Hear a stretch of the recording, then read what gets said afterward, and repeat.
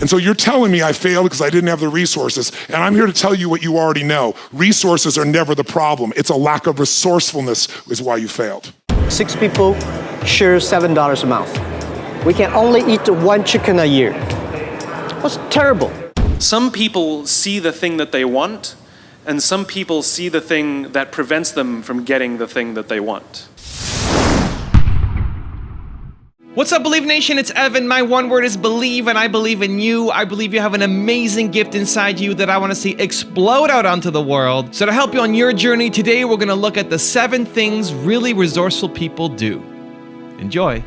All right, kicking us off with rule number 1 is they burn their ships with Tony Robbins. Everything you people have told me, I didn't have the technology, I didn't have the right contacts, I didn't have the time, I didn't have money. Everything you've told me, I didn't have enough Supreme Court justices, those are resources. And so you're telling me I failed because I didn't have the resources, and I'm here to tell you what you already know. Resources are never the problem. It's a lack of resourcefulness is why you failed. Because the ultimate resources are emotional states. If you're creative enough, can you find the answer? Yes or no? If you're determined enough, can you find the breakthrough? Yes or no? If you're passionate and loving enough, can you get someone to help you? Yes or no? If there's no way that you're committed, can you find the money even if you don't have it? Yes or no? So I said creativity, decisiveness, passion, honesty, sincerity, love. These are the ultimate human resources. And when you engage these resources, you can get any other resource on earth. And I said, so you told me all the resources you're missing and you hypnotize yourself into believing that you don't have what you want because you don't have the resources, when the most successful people in history had no resources, but they were incredibly resourceful, so they got the resources. Resourcefulness is the ultimate resource. And if you don't have what you want, stop telling yourself the story because you don't have the money, you don't have the time. That's bullshit. It's because you haven't committed yourself where you would burn your boats. If you want to take the island, burn your boats, and you will take the outing, because people, when they're going to either die or succeed, tend to succeed. But most of us give ourselves a way out, and that's why we don't have what we want. Rule number 2 is that they seize every opportunity with Jack Ma. I was born in a very normal family and poor family. 6 people share $7 a month. We can only eat 1 chicken a year. That's terrible. Nixon visited my city, 1972. China, USA signed, Mao Zedong, Nixon signed the agreement. So China became open door. My city, Hangzhou, was one of the first cities that opened to the West. We got a lot of American tourists to visit my city. What he would do is he would befriend foreign visitors who came to Hangzhou to walk around the West Lake there. And I learned English by being the free guide for tour guide. You know, more than the language, Jack was learning about the culture.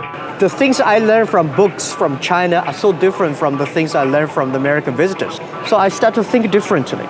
Rule number 3 is they bend the rules with Simon Sinek. Let me tell you a story. So a friend of mine and I, we went for a run in Central Park. The Roadrunners organization, on the weekends, they host races. And it's very common at the end of the race, they'll have a sponsor who will give away something, apples or bagels or something. And on this particular day, when we got to the end of the run, there were some free bagels. And they had picnic tables set up, and on one side was a group of volunteers. On the table were boxes of bagels, and on the other side was a long line of runners waiting to get their free bagel. So I said to my friend, let's get a bagel. And he looked at me and said, the line's too long. And I said, free bagel. And he said, I don't want to wait in line. And I was like, free bagel.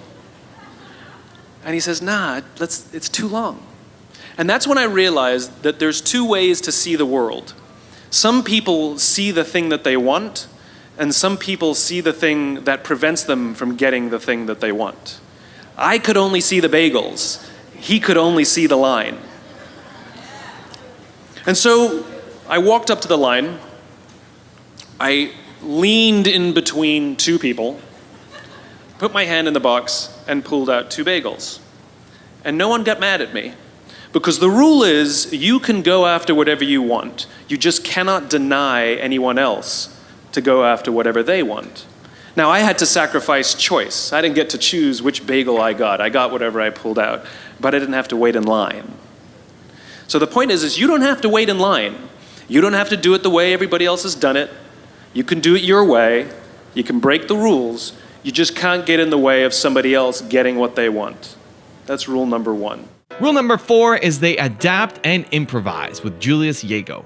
By then, nowhere in Kenya you can have a place for javelin training. I didn't have any coach. I was doing training alone. I saw it as like life was going against me. It was the lowest point of my life.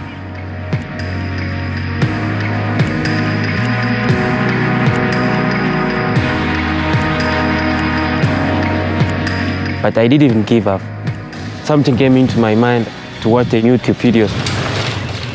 I could go to the cyber, look at the great javelin throwers, see what they do in their normal training. And I will come and practice the following day. When you don't have the facilities, you try on yourself to improvise what you have.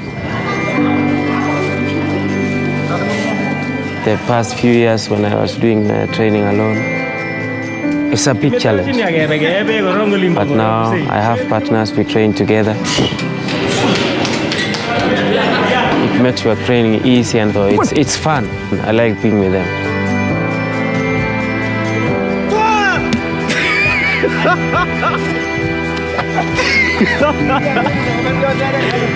The videos of these guys really helped me a lot. In 2010, I threw 75. After that, I keep watching those videos. In 2011, I won the All African Games. It was the first time that Kenya was winning a gold medal in javelin.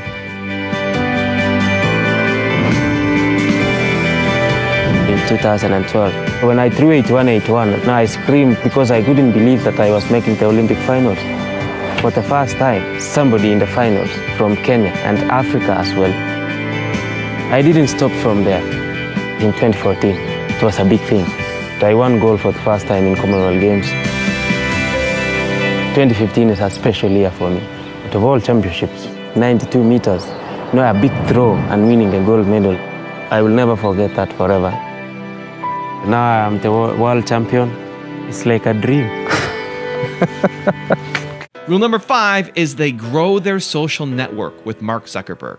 But the students around me were really important as well, right? And both in high school and in college, I mean, the people who started Facebook with me and a lot of people who are still with me running the company today are people who I met when I was at Harvard. And some of them were my TFs at Harvard, right? And when the professors were off writing papers, these were the people who actually taught me, and then we hung out and we had like social bonds and academic bonds. And I wouldn't understate the importance of that. And I mean, it's very tied into my whole philosophy and the product that I spend my life building, Facebook, because we just believe that social bonds are critical. And one way that I think about the value that Facebook is filling in the world is that you go through school, and at least when I did, people just focused on academics, like achievement, different areas. And one of the things that no one really ever taught me was like having friends is really valuable. No, not that I didn't have friends,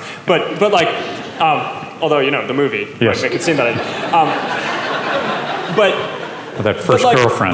But for sure, I don't think anyone is like. It's not like, okay, 3rd grade, we're gonna teach you that like hanging out with people is a very important development, right? And I don't know, I actually think that is. And I think that's part of the reason why sometimes people view Facebook as a waste of time, but I actually think it's this extremely socially valuable utility. And I know that I wouldn't be where I am today without that aspect of my life being as developed as the academic part. Rule number 6 is they are proactive with Ice Cube.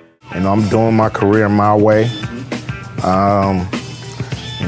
Being able to put together your own movies is a blessing.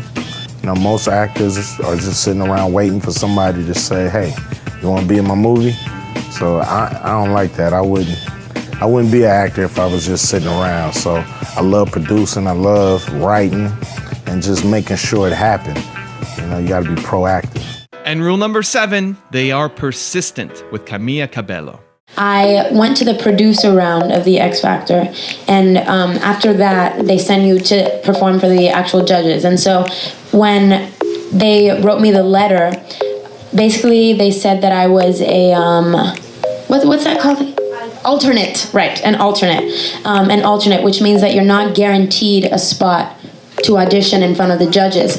And if they have time at the end of the show, then you can audition, but that's never guaranteed. So you have to still sit there and wait. So the auditions were all the way in North Carolina, and so my whole family and I traveled to North Carolina to see if maybe I could audition. So the judges' auditions are 3 days. The first day I get there and I'm about to go on the stage and sing, and I have my microphone in my hand, and a producer comes and says, "Sorry, we don't have enough time." As you keep going throughout the days, your name keeps going down and down on the list because there's different alternates for every day. So anyway, so then I said, okay, like I'm just gonna try like to come the next day. So the next day I come, basically the same thing happens, and I'm crying like backstage, and the producer, like my grandma's there, and my grandma's crying because we were all like, this sucks, like I'm not gonna get a chance to audition, and I wanted it so badly. And they were like, honestly, you shouldn't come at all anymore, because I don't want to see your family disappointed. If you come tomorrow, there's not gonna be any room for you to audition. I honestly think you should just go home and try again next year. Boo. Yeah, and so Simon Cowell luckily walks out like behind the stage, and I was like, was he wearing a really tight white shirt? Yeah. Okay. And I was like, Simon, they won't let me audition. Could you please let me audition? Simon and all the judges on the show, they have no idea what the alternate process is actually like. They just see people walk out on stage, give them a yes, whatever. And so he was like, oh yeah, for sure, you can audition. And I turned over to the executive producer and I was like, don't, like, see? He's Simon Cowell and he's telling me I can audition. Can I please? That was aggressive, I like that. Thanks. And I was like, can I please just come back tomorrow? And so basically, to sum up the story, they saw how persistent I was and how much I wanted to be there, because I ended up like just crying to the producer and being like, honestly, you don't even have to put me as an alternate tomorrow. I just want to be in the building to know that I did everything that I could, to know that if there maybe is a 1% chance that I'm allowed to audition, that I'm here, that I'm still here for it. And so they saw how persistent I was, and the next day they ended up letting me audition. Now I've got a really special bonus clip with Richard Branson on being bold, but before that, my question of the day is, what is the most resourceful thing that you have ever done in your life or your business?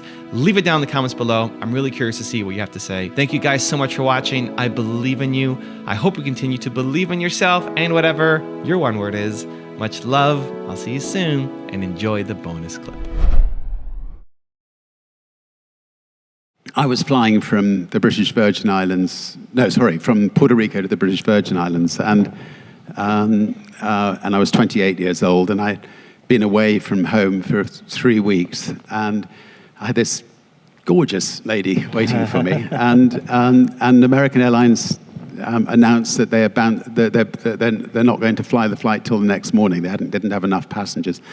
And I was damned if I was going to wait till the next morning.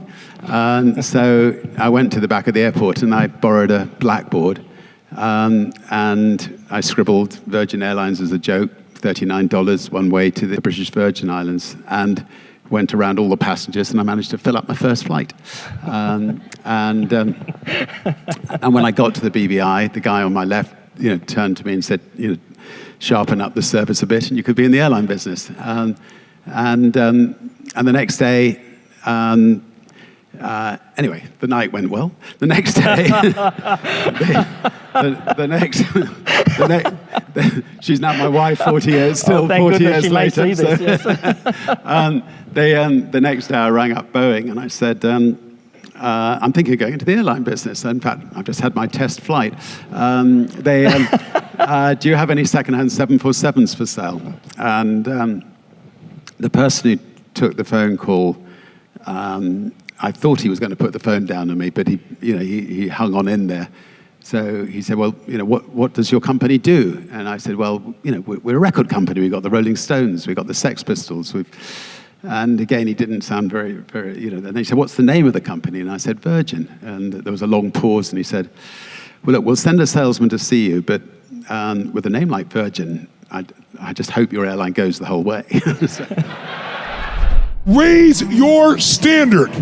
Apple, at the core, its core value is that we believe that people with passion can change the world for the better. Not one drop of my self-worth depends on your acceptance of me. I don't ever give up. I'd have to be dead or completely incapacitated. Hey Believe Nation, if you want to see my all-time favorite top 10 rules of success, I have a very special secret video for you. These are the individual clips that I have personally learned the most from and applied to my life and my business. Check the link in the description for details.